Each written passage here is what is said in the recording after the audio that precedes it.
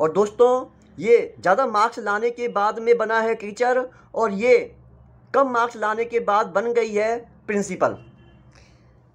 ओए मैं प्रिंसिपल बन गई। ओ मैं टीचर बन गया। दोस्तों यही जानने के लिए वीडियो को लास्ट तक देखें, आखिर हुआ क्या रेलवे के रिजल्ट में। करते हैं शुरू। जय हिंद दोस्तों, मेरा नाम है कुलदीप और स्वागत है आपका अपने चैनल दीप्स एजुकेशन पर। जैसा कि आप सभी को पता है कि रेलवे आरआरबी एनटीपीसी ने अपना रिजल्ट जारी किया है, और जब से रिजल्ट जारी हुआ है तब से जो छात्र हैं, जो स्टूडेंट हैं, उनके मन में काफ़ी गुस्सा है रेलवे को लेकर। और दोस्तों उनका गुस्सा होना काफ़ी जायज़ भी है, क्योंकि रेलवे ने अपना रिजल्ट इस प्रकार निकाला है कि वो किसी के समझ ही नहीं आ रहा। इतनी ज़्यादा हाई कट ऑफ, और उसके अलावा जिन बच्चों के मार्क्स, जो अंडर ग्रेजुएट हैं, जिनके मार्क्स काफ़ी ज़्यादा हैं, जो ग्रेजुएट बच्चे हैं उनसे, तब भी वो जो अपने लेवल की पोस्ट हैं जैसे 2, 3, उनको पास नहीं कर पा रहे हैं। तो दोस्तों आज हम उसी सिलसिले में मैं आपके लिए वीडियो लेकर आया हूँ। एक मैं एग्जांपल से आपको समझाऊंगा भी कि रेलवे ने किस तरह ये गलत किया है, और आप बताना कि मैंने बात अपनी सही बोली है या नहीं बोली है। सबसे पहले तो बात ये आती है, जो भी बच्चा अंडर ग्रेजुएट है उसकी कट ऑफ काफ़ी ज़्यादा गई है। जो भी अंडर ग्रेजुएट है, जो भी उनकी कैटेगरी थी, उनकी कट ऑफ काफ़ी ज़्यादा गई है। और चूँकि अंडर ग्रेजुएट वालों के जो मार्क्स हैं वो ज़्यादा हैं, लेकिन फिर भी वो पास नहीं हो पा रहे हैं, क्योंकि जो ग्रेजुएट बच्चा है वो उनकी सारी सीट को कवर कर रहा है। इस चक्कर में जो अंडर ग्रेजुएट है वो बच्चा पास ही नहीं हो पाया। और इसके अलावा दूसरी बात क्या आती है कि इतनी ज़्यादा हाई कट ऑफ वगैरह, तो उसी के बारे में है कि जैसे मैं आपको एग्जांपल दूंगा एक, कि जैसे मानते हैं कोई स्कूल में 2 तरह की पोस्ट हैं। पहली पोस्ट तो है टीचर की, और दूसरी पोस्ट है प्रिंसिपल की।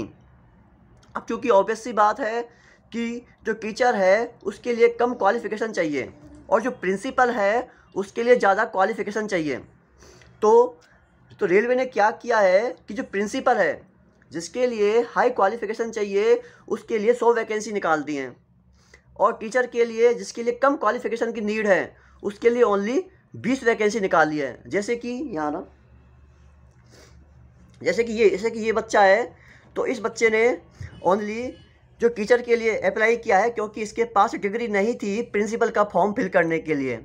ठीक है, तो इनकी वैकेंसी है 20, और ये बच्ची है, इसने फॉर्म फिल किया है प्रिंसिपल का, क्योंकि इसके पास क्वालिफ़िकेशन था प्रिंसिपल का फॉर्म फिल करने के लिए। तो इन लोगों की वैकेंसी है 100।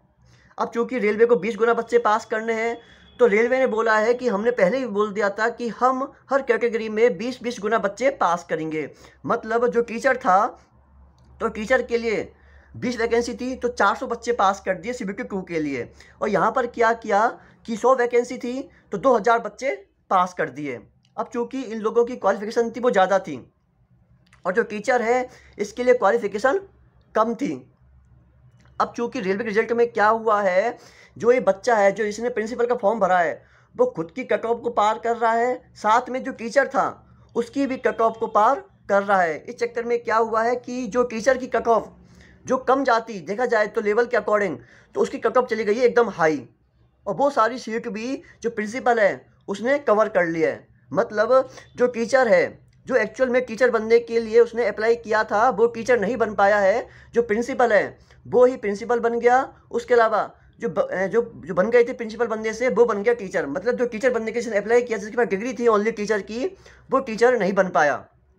मतलब जो टीचर था इनकी वैकेंसी कम थी, कट ऑफ हाई गई, इसलिए क्या हुआ है कि जो टीचर है वो ज़्यादा मार्क्स पर टीचर बना है, जबकि प्रिंसिपल जिसकी कट ऑफ ज़्यादा जानी चाहिए थी उसकी कट ऑफ गई है कम। मतलब एक प्रिंसिपल है जिसकी कट ऑफ ज़्यादा जानी चाहिए थी, उसकी कट ऑफ तो गई है कम, और जो टीचर है उसकी कट ऑफ जानी चाहिए थी कम और गई ज़्यादा है। समझ रहे हो बात को? इस तरह का हुआ है। अब कुछ लोगों को लग रहा है, जो भी टीचर्स हैं, बच्चे, उनको लग रहा है कि रेलवे ने अपना रिजल्ट सही जारी किया है। दोस्तों मैं जो बताइए, ये कहाँ की सही बात हुई कि एक पोस्ट के लिए जिसके लिए कम क्वालिफ़िकेशन की नीड थी, उसके लिए आपने कट ऑफ को इतना हाई पहुंचा दिया, और एक पोस्ट ऐसी जिसमें जो क्वालिफ़िकेशन है वो चाहिए थी ज़्यादा, उसमें आपने कट ऑफ को जो कट ऑफ है उसको नीचे गिरा दिया। दोस्तों ये कहीं की भी सही बात नहीं है। और इसके अलावा इस बारे में जो कंक्लूजन है वो क्या निकलता है, रेलवे इस चीज़ में क्या चीज़ें सही कर सकता है, वो मेरी ओर से यह बातें हैं कि आपने CBT 1 ले लिया, चलो ठीक है। आपने जो CBT 1 में जो कट ऑफ है वो लेवल वाइज निकाली है। मेरा मानना यह है कि आप CBT 1 की कट ऑफ को अलग अलग ना निकाल कर एक ही ओवरऑल कट ऑफ निकालें सारे लेवल के लिए, चाहे लेवल 2 हो, 3 हो, 4 हो, 5 हो, 6 हो, सारे लेवल्स के लिए कट ऑफ आप एक ही निकालिए। और जो आपका CBT 2 होगा उसमें आप लेवल वाइज अलग अलग एग्ज़ाम लीजिए। तो जिस बच्चे ने जो प्रेफरेंस फिल किया है उसके अकॉर्डिंग उसको सीट मिल जाएगी। मेरी ओर से ये था, क्योंकि अब जानते हो काफ़ी ज़्यादा हंगामा खड़ा हो चुका है और ये तो पक्की बात है, रेलवे को अपना रिजल्ट फिर से जारी करना पड़ेगा। कुछ लोग कह रहे हैं कि एक बार रिजल्ट आने के बाद रिजल्ट फिर से नहीं आ सकता।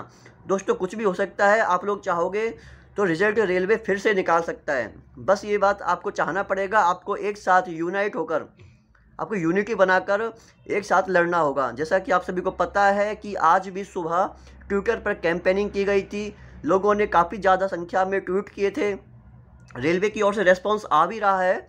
इसका मतलब ये तो साफ़ है कि रेलवे खुद भी उसके संज्ञान में ये बातें आ चुकी हैं कि बच्चे हमारे रिजल्ट से खुश नहीं हैं।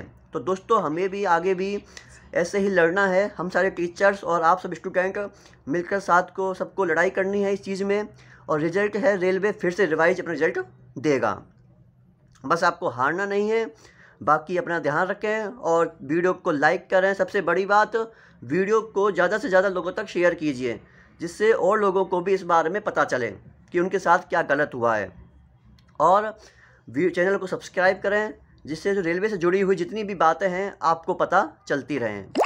और अपना ध्यान रखें, अपना ख्याल रखें। जय हिंद, जय भारत, थैंक यू।